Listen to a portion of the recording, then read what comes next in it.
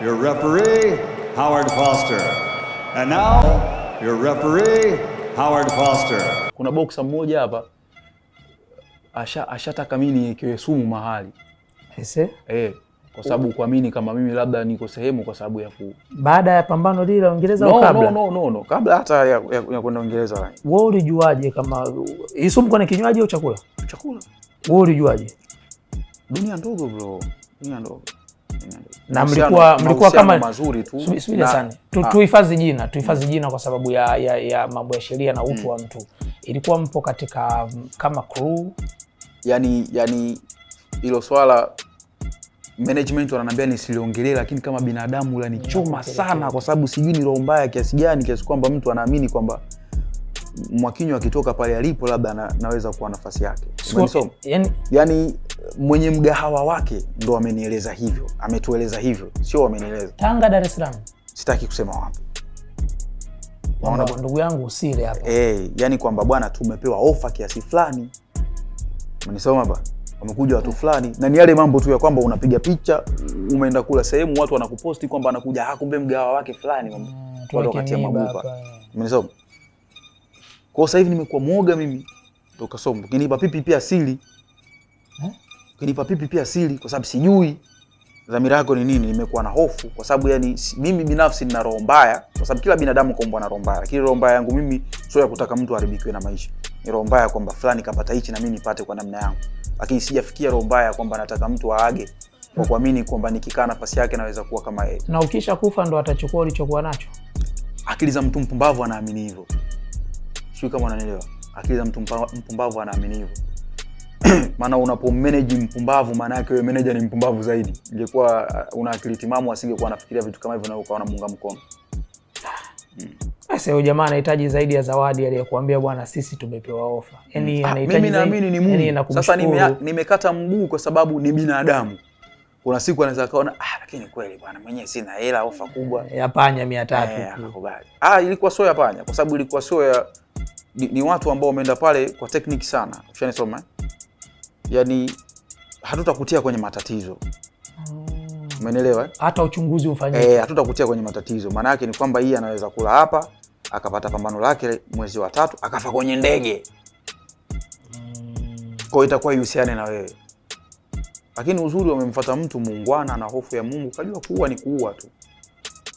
Ingekuwa ni watu wetu wao wanaoishi Dar es Salaam hawa. Mimi naishi Dar es Salaam. Ila sio watu wao. Ningekuwa ni shaga. Mimi sio watu wao. Ningekuwa ni shaga. Lakini nashukuru wamenifungua kwa hiyo ndio hivyo. Sasa ndio utapata kuelewa watu wanachuki kiasi gani. Sasa wewe unapokuja Dar es Salaam unaishi vipi? Unakula vipi? Wewe ukiwa na interview niite tu nitafika kaka. Haya maisha kuwa naishi vipi hata usijue maana sitabiriki yani. Sitabiriki na mara nyingi huwa natembea na misosi yangu kutoka Tanga huko labda na unga wangu na upigilia kwenye gari nikifika huku natoa kitu. Fanya hivi ni hivi. Sasa na kuna mtu ambaye namuamini naweza kwenda kula kwake lakini pia sisemi maana anaweza akafatwa na sijui moyo wake ukoje. Sasa unaishi kimtego sana sasa. Pole ndugu yangu. Unajua kwenye mafanikio yanakuja na maadui. Yaani ukiwakwepa maadui umekwepa mafanikio. Siku moja kuna mtu alimtukana Millard hayo matusi makubwa sana. Kuna mmoja wafanyakazi wa Millard akamuuliza Millard kwa nini umjibu? Na mtu anakuambia hivyo, waambie watu kama sio kweli, akasema ndo gharama za umaarufu, ndo tunalipa kwa staili hii. Kwa hiyo na mimi ndo naichukulia hivyo. Sababu ingekuwa sina kitu cha ziada, nisingeumiza akili ya mtu namna hiyo, juu ya kuwa sijui nimekosa nini kama kiumbe wa Mungu. Kila mtu ana riziki yake. Yaani kama ambavyo unaona jambo nikiliongea mimi linakuwa kubwa na ndo pambano langu linakuwa kubwa kuliko pambano yote yanayofanyika. Sasa hiyo kuna watu akili zao hazitaki, lakini kwa Mungu ndo imeshaandikwa hivyo. Kwa hiyo mzee unatembea na kipakeji chako cha dona, dona yangu kama kilo 50 unatengenezwa na kuwa nao kwenye ndinga hapo mwanangu. Tukitia kambi sehemu unatoa kitu. Tukitia kambi sehemu unatoa kitu. Kwenye ile AC yako ile ambayo umeandikaga Champezi nyuma kuna jiko. Kuna kuwa na sembe na jiko si sehemu yote unaweza kupika. Ila kuna kuwa na apartment lakini kuna kuwa na chakula. Yaani kuepusha ile kuagiza fulani na fulani alete. Nilikuwa nakula ugali mpaka na uota au unaota napigana naota na lima, yani jinsi nilivyokuwa naupiga. Na kwa kuogopa kula. Yaani mtu pekee ambaye nilikuwa naweza kula kwake kwa trust kubwa ni alipokuwa mamangu. Bifatu. Kuna sio ngwana unamsaidia kukanda ngano watu wakasema Champezi utapasua beseni sio lingoni. Kwa hiyo ndo mtu pekee ambaye na imani alikuwa kwanza hapendi hata vyakula vya mbali vitoke, maana historia alikuwa anaijua. Kumbe ni muda kidogo. Historia alikuwa anaijua tangu uzima wake. Kwa hiyo akaniambia, bwana, watu sio watu wazuri mwanangu, jitahadharisha nao na nini. Well, ndio hivyo. Sasa ndio maisha bro. Yaani huwezi kama huna kitu, yani watu hawana sababu ya kukushambulia. Kuna Nabii Allah Musa siku moja alikaa sehemu, ana rafiki yake mpenzi sana kama tunavyoishi mimi na wewe. Sasa siku hiyo alitokewa na Jibrili, alitokewa na Israeli mbele yake, mtoa roho. Sawa bwana. Akamuona anapiga raundi pale. Musa akamwambia, Israeli vipi bwana? Mbona hapa leo? Kwema? Akamwambia, sio kwema, rafiki yako huyu kabakisha dakika moja ya kuishi. Akaona ngoja mimi niage, kwa sababu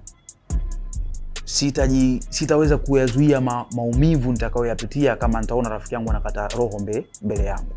Akajikata. Kaenda zake nyumbani akisubiri kupokea taarifa ya msiba muda wowote. Baada ya muda kidogo akaona kimya. Kufika muda kwenda kusali msikitini, kaenda kusali, akakutana naye jamaa naye anasali. Akasema vipi? Usiku akamwambia Jibril, hebu muulize Hafsa, kwa maana ya Mungu, bwana mkubwa, kumetokea kitu gani? Mbona nimeahidiwa kwamba rafiki yangu anatakiwa kufa baada ya muda fulani na hajafa? Kitu gani kinaendelea?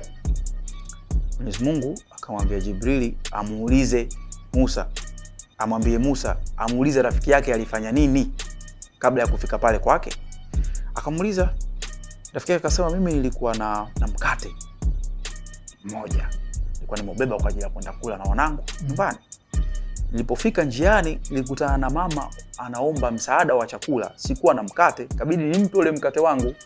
Baada ya hapo akasema, naomba Mwenyezi Mungu akuongezee umri mrefu wenye ucha Mungu ndani yake. Kwa Mwenyezi Mungu akasema ile dua ya yule mama, kwa sababu ilikuwa kwa dhati, ameipokea yeye. Mwenyezi Mungu amemuongezea miaka 100 ya kuishi. Kwa yule bwana akastopishwa na Mungu kwamba bwana kuna jambo kalifanya, dua ya mama imepokelewa, mwache. Kwa sometimes dua tunazoombewa na wazazi wetu au watu tuliowafanyia hisani zaidi ya kinga, ndo zinakuwa kinga za mambo mabaya ambayo tunayaishi leo kidunia tuliokuwa nayo. Kwa yule mtu mimi kuniambia lile swala, maana yake pengine sio akili yake, ni Mungu tu kataka kunisanua kwamba mkalie hapo, usiendelee kukaa, manzari sio mazuri. Lakini kwa sababu ya vitu vingi ambavyo tumevifanya nyuma kwa watu ambao hatukumbuki ni wakina nani, lakini mioyo yao ilikuwa safi na dua zao zilikuwa za kweli. Na maandiko yanasema dua ni silaha ya muumini. Kabisa. Your referee, Howard Foster. And now, your referee, Howard Foster.